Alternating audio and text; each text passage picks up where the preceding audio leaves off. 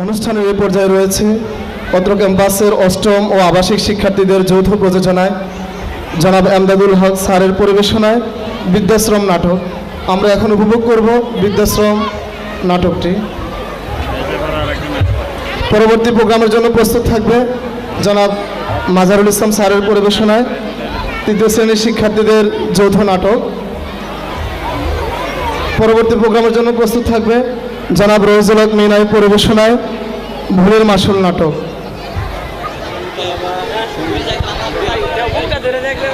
বাবা, এটা কি দেখি তো। বাবা, এটা তো জমির কাগজ। হ্যাঁ, এটা জমির কাগজ। তুমি বোনকে জমি লিখে দিয়েছো? হ্যাঁ, লিখে দিয়েছি। তাতে তোর কি? তোমাকে না বলেছি বোনকে জমি লিখে দিতে না, তবু তুমি বোনকে জমি লিখে দিয়েছো। কিরে আমিন, তুই বাবার সাথে ঝগড়া করছিস কেন? দেখো ভাই, বাবাকে নিষেধ করার পরেও বোনকে জমি লিখে দিয়েছে। বাবা, তুমি এটা কি করলা? এতবার বলার পরেও বোনকে জমি লিখে দিলা। কিরে আমিন সিয়াম, তোরা বাবার সাথে ঝগড়া করছিস কেন?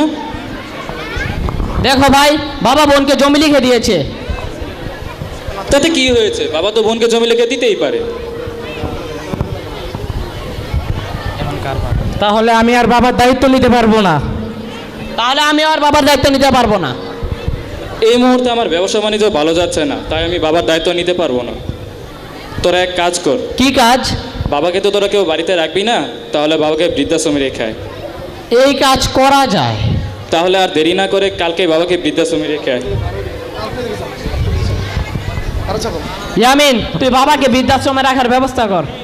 হ্যাঁ, আমি দেখছি। আচ্ছা, ঠিক আছে।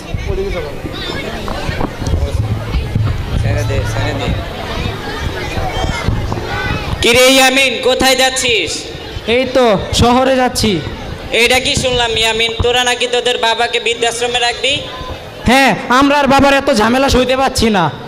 ছি ছি, এগুলো কথা বলিস কিভাবে? তোদের বাবা তোদের জন্য কত কষ্ট করেছে। কি কষ্ট করেছে? আমি দেখেছি তোদের মা মারা যাওয়ার পর তোদের বাবা খেয়ে না খেয়ে তোদেরকে কষ্ট করে প্রতিষ্ঠিত করেছে। দেখেন চাচা, ওটা আমাদের উপর বাবার দায়িত্ব ছিল।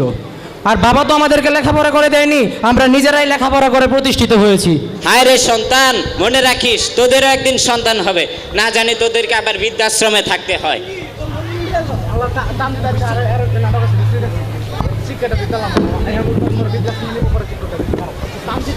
কিরে বন্ধু, কই গেছিলি? আলম দাদুর বাসায় গিয়েছিলাম। কি কারণে? আলম দাদুর 3 জন ছেলে, একজন ছেলেও আলম দাদুকে বাসায় রাখতে চাচ্ছে না, বরং ওনাকে নাকি বৃদ্ধাশ্রমে রেখে আসবে, তাই ওনাকে একটু দেখতে গিয়েছিলাম। আসসালামু আলাইকুম হুজুর। ওয়ালাইকুম আসসালাম। তোমরা কোথায় গিয়েছিলে? আলম দাদুর বাসায় গিয়েছিলাম। কিসের জন্য? ওনার ছেলে ওনার সাথে ঝগড়া করে ওনাকে বৃদ্ধাশ্রমে রেখে আসবে, তাই ওনাকে একটু দেখতে গিয়েছিলাম। হায় আফসোস, এই বয়সে ওনাকে বৃদ্ধাশ্রমে থাকতে হবে।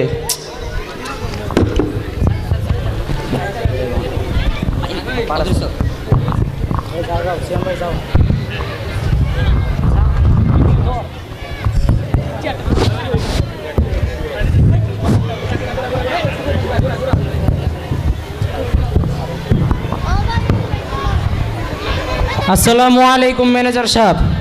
ওয়ালাইকুম আসসালাম। কি প্রয়োজন? এই তো আমার বাবাকে এখানে রাখতে চাই। মাসিক খরচ কত? আপনি আপনার বাবাকে কেমনভাবে রাখতে চান এই তো তার উপরে নির্ভর করে আপনার খরচ। এই তো কোনো রকম থাকতে পারলেই চলে। ও, বুঝতে পেরেছি। নিম্নমানের চাষি, মাসে 5,000 টাকা লাগবে। ও, তাহলে আমি কাউকে দিয়ে বাবাকে পাঠিয়ে দিব। এই যে নেন কিছু অগ্রিম টাকা। টাকা তো হাতে দিতে পারতে না।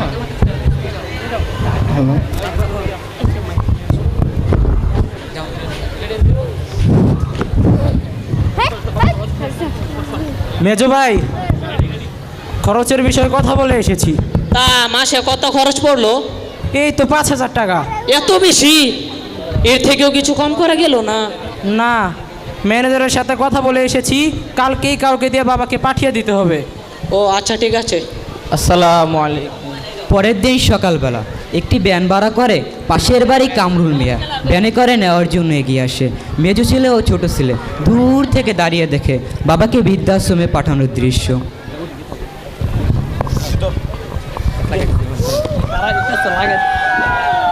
আমারে তোরা কোনে নিয়ে যাচ্ছিস বাবা? তো তোমার একটা ভালো ব্যবস্থা করা হয়েছে, সেখানেই নিয়ে যাচ্ছি। চলো বাবা। কিন্তু গিনায় তারা তাদের বাবার গায়ে হাত দেয় না। বাবা যখন জানতে পারে তাকে বৃদ্ধাশ্রমে রেখে আসবে, সে যাইতে চায় না। আরাফাতে কই মাইক নিস মাইক নিস আসসালামু আলাইকুম। ওয়ালাইকুম আসসালাম। সিয়াম মিয়ামিন, তোমরা নাকি তোমার বাবাকে বৃদ্ধাশ্রমে রেখে আসছো? না, আমরা রেখে আসতে যাব কেন? ভ্যানওয়ালাকে বলেছি, সে যে রেখে আসছে।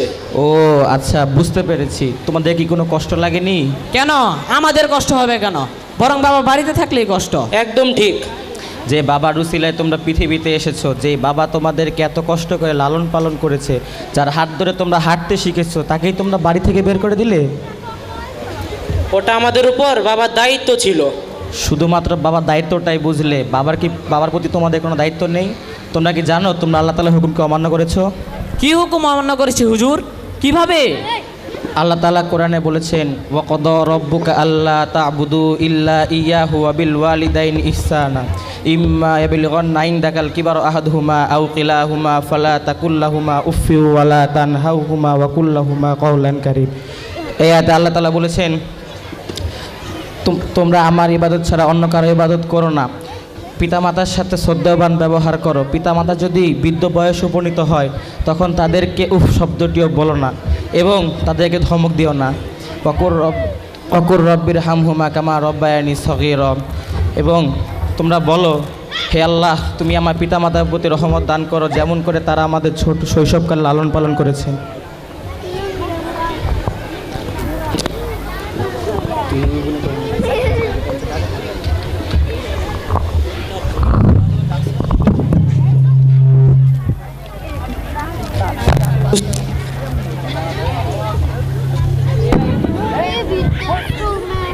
হায় আফসোস, আল্লাহ আমাকে 3 জন সন্তান দিয়েছেন, কিন্তু আমি তাদেরকে দ্বীনি শিক্ষা দিতে পারিনি। যদি আমি তাদেরকে আজ দ্বীনি শিক্ষা দিতে পারতাম তাহলে আমাকে আজ বৃদ্ধাশ্রমে থাকতে হতো না। আজ আমি বৃদ্ধাশ্রমে আছি।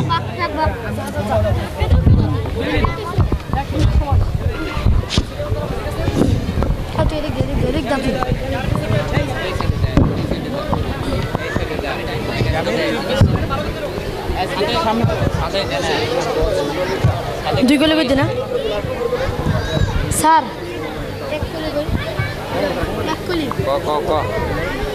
বৃদ্ধাশ্রমে আছি আমি, বৃদ্ধাশ্রমে আছি, বৃদ্ধাশ্রমে আছি আমি, বৃদ্ধাশ্রমে আছি।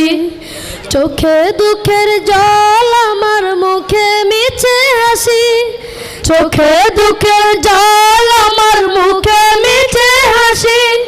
বৃদ্ধাশ্রমে আছি আমি, বৃদ্ধাশ্রমে আছি, বৃদ্ধাশ্রমে আছি আমি, বৃদ্ধাশ্রমে আছি। ছোট ছিল খোকা যখন বলতো আমায় মা, আমায় ছেড়ে মা গো তুমি দূরে যেও না।